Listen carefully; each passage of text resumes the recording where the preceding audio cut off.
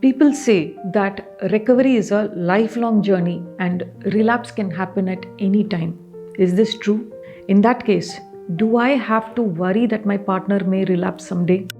I've talked to many families with the same concern over the last 5 years. It's very common and natural to worry about relapse.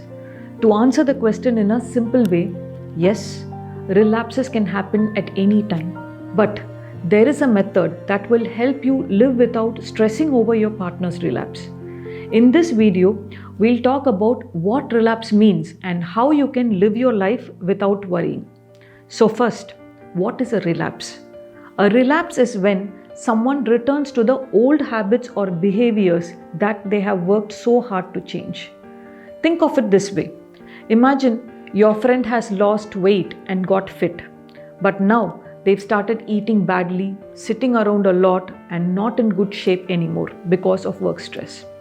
Would you tell this person to worry about their weight gain? No.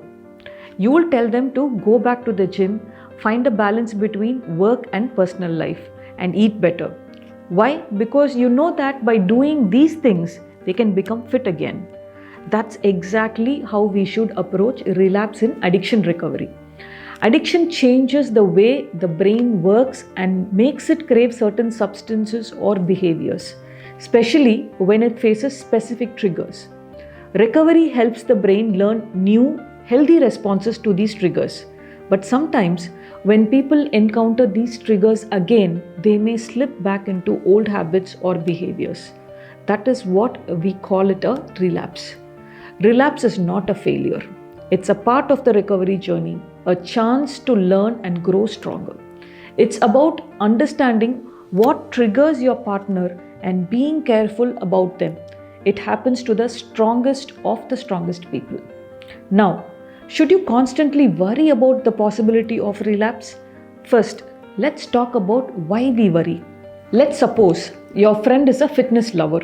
When he loses his shape, will he worry about losing weight and getting in shape again? He won't.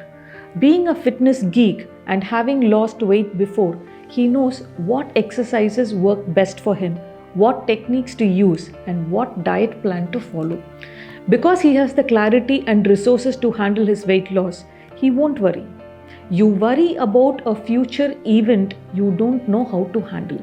When you have the clarity and resources to handle it, your worry disappears and you'll feel confident.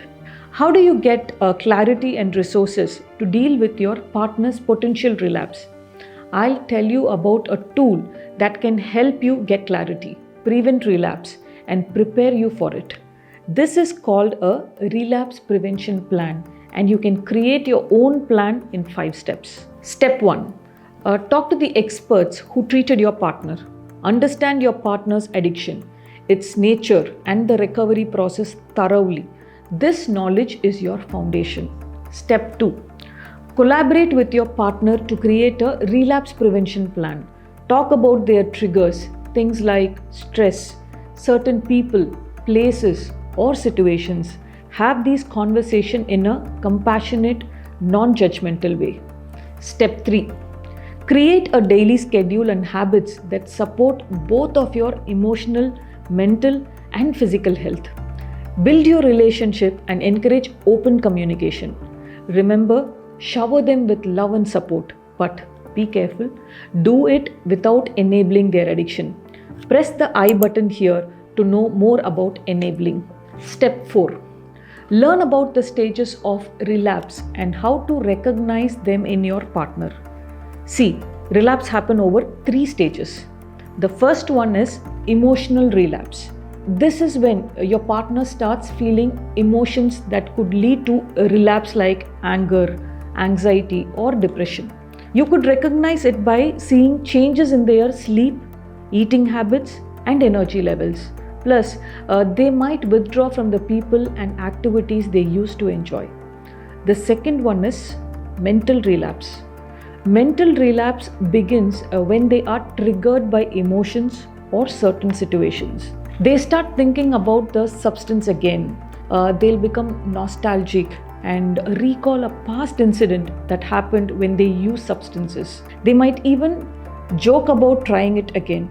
At this stage, they might also reconnect with old addiction related friends and engage in a secretive way. Third is physical relapse. This is when they actually start using drugs or alcohol again. If you see any of these signs, communicate with them and set some ground rules and boundaries. If it's a physical relapse, follow step 5, which is develop a crisis plan. Know what to do and who to contact in case of an emergency, like an overdose or a severe relapse. Get professional help before it turns into something very serious. When it comes to a relapse prevention plan, review and adjust it regularly. You should follow what works best for both of you. So, be flexible and adapt to changes. There is a saying in Japan, fall down 7 times and stand up 8. Addiction recovery is a lot like that. It's a process of getting back up, no matter how many times you relapse. Treat it like managing a chronic disease like diabetes. Stay consistent with your plan and most importantly, keep your hope alive. When a relapse happens, it's not the end. Remind your partner that they can start over and that you will always support them. With a clear plan and proper support, you can handle anything that comes your way. If you have any other concerns or questions about addiction, ask us in the comment section. We are here to help and will address them in our future videos.